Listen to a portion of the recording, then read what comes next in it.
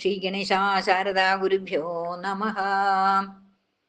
സദാശിവസമാരംഭാം വ്യാസശങ്കരമധ്യമാം അസ്മദാചാര്യപര്യന്താം വന്ദേ ഗുരുപരമ്പരാം.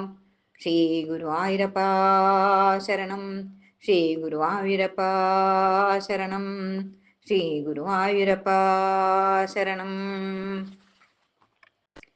ശ്രീഹരിയം ഒരു നിഴൽ നാരായണീയം, ദശകം 2, ഭഗവത് സ്വരൂപ മാധുര്യവും ഭക്തിമഹത്വവും. സൂര്യതുല്യം കിരീടവും ഗോപിയുള്ള തിരുനെറ്റി, കരുണ വഴിയും കണ്ണും മന്ദസ്മിതവും, കുണ്ടലവും കൗസ്തുഭവും വനമാല മുത്തുമാല ശ്രീവത്സവും ചേർന്ന രൂപം ഭജിക്കുന്നു ഞാൻ. കേയൂരം അംഗദം വളാമോതിരവും അണിഞ്ഞൊരാ, കരങ്ങളിൽ ശംഖുചക്രം ഗദാപത്മവും പൊന്നരഞ്ഞാണവും മഞ്ഞപ്പൂന്തുകിലും മിന്നീടും നിൻ പാദപത്മം എന്നുമെനിക്കേകാവലംബം. ത്രൈലോക്യത്തിൽ അത്യുത്കൃഷ്ടം രൂപം അതിമനോഹരം, കാന്തിജന്യം മാധുര്യത്തിൻ മധുരഭാവം, സൗന്ദര്യത്തിൻ സാരമായി ആശ്ചര്യത്തിൻ ആശ്ചര്യമായി വിളങ്ങുമാ രൂപമെത്ര കൗതുകതരം.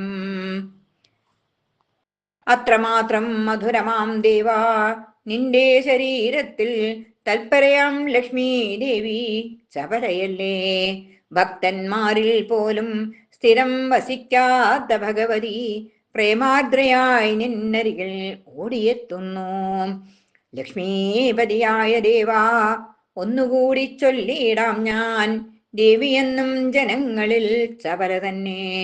എങ്കിലും നിൻ ഗീതം പാടും ഭക്തജനമനങ്ങളിൽ പതിവ്രതയാകും ദേവി വസിച്ചിടുന്നു. മനോജ്ഞമാനന്ദത്തെ നൽകുന്നതാം നിൻ സ്വരൂപം കേൾപ്പവർ തൻ മനസ്സിനെ ആകർഷിക്കുന്നു. രോമാഞ്ച ശരീരികളായി മാറിയിടുന്നു ഭക്തജനം, കണ്ണുനീരിൽ സ്വയം നനഞ്ഞാനന്ദിക്കുന്നു. കർമ്മജ്ഞാന യോഗത്തേക്കാൾ മോക്ഷം നേടാൻ എന്നുമെന്നും ഭക്തിയാണ് ശ്രേഷ്ഠമെന്നോ മാമുനീശ്വരൻ. ഉജ്ജ്വല പ്രേമാത്മികമാം ഭക്തിയോഗം ജനങ്ങൾക്കു അത്യായാസമില്ലാതെന്നും ലഭിച്ചിടുന്നു. നിഷ്കാമമായി കർമ്മയോഗ ധർമാചരണം അസാധ്യം, ബ്രഹ്മജ്ഞാനപദമഹോ ഏറെ ദുഷ്കരം. പ്രേമഭാവം നിറയുന്ന ഭക്തിയെന്നും ശ്രേയസ്കരം, മധുരതരവുമെന്നു അറിയുന്നു ഞാൻ. കർമ്മയോഗമാചരിച്ചു നിർമ്മലരായി തീരുന്നവർ ഭക്തിമാർഗേ ചരിച്ചു നൽമോക്ഷം നേടുന്നു. യുക്തിമാർഗം കൊണ്ടു ചിലർ ചിത്താർദ്രത ലഭിക്കാതെ നിർഗുണരൂപത്തെ ഹൃദി ധ്യാനിച്ചിടുന്നു. ഭഗവാന്റെ കഥകളെ ശ്രവണം ചെയ്യുക മൂലം പവിത്രമാം ബ്രഹ്മജ്ഞാനം ലഭിച്ചിടുന്നു. ഭഗവത് ചരണങ്ങളിൽ ഭക്തി നൽകും ചിത്താർദ്രത്വം ഭഗവാനെ എനിക്കെന്നും ലഭിച്ചിടണേ. സർവം ശ്രീകൃഷ്ണാർപ്പണമസ്തു.